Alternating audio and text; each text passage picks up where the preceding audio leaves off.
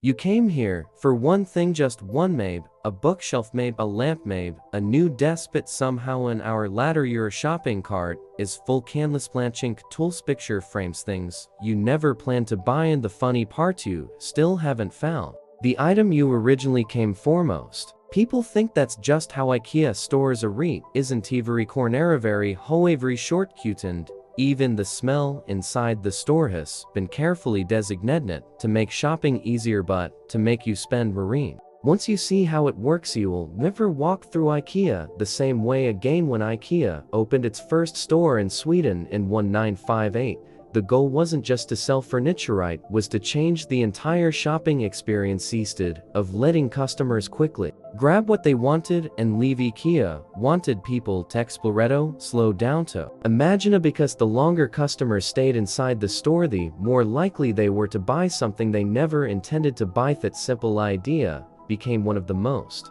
profitable retail strategies in history. Walk into almost any IKEA store in the world and you'll notice something strange. There isn't a straight path to what you want. Instead, you are guided through fully decorated rooms, living rooms, bedrooms, fauxing rooms. Every space tells a story. You're not looking at furniture anymore, you're imagining a better version of your own home. Psychologists call this mental simulation. Your brain starts picturing how those products would look in your own life, and once that happens, buying becomes much easier. But that's only the beginning. Have you ever noticed the arrows on the floor? Most people simply follow them without even thinking about if it's exactly what IKEA wants. The store has a carefully planned customer path that takes almost everyone past hundreds of products before reaching the warehouse. The longer the journey, the more buying opportunities appear. Every extra minute inside the store increases the chance of another purchasing. IKEA knows it off course there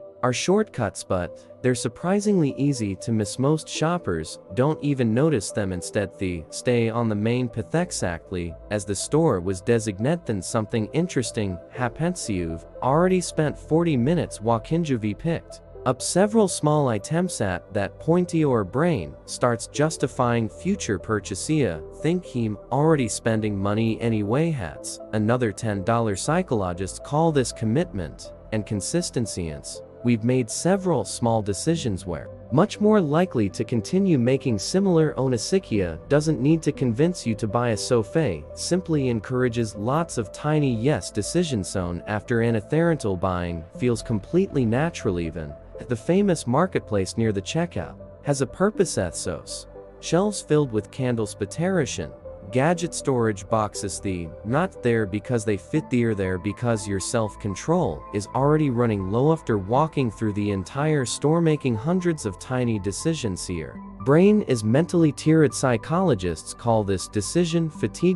Tired brains make more impulsive purchases. Then comes another clever detail. The restaurant, it isn't just there to feed hungry shoppers, it keeps people inside the building longer. It turns a shopping trip into an afternoon activity. Longer families stay, more products they discover. The more products they discover, the more they buy of, and the smell of fresh cinnamon rolls serves a purpose. It creates comfort, warmth, and positive emotions, feelings that quietly influence buying decisions. None of this happens by accident. Every detail inside an IKEA store has been tested, measured, evaluated, and again. That's why IKEA isn't just selling furniture, it's selling an experience. An experience designed to make leaving with only one item almost impossibly so. The next time you walk into IKEA, ask yourself one question: are you choosing your path, or did IKEA choose it for you?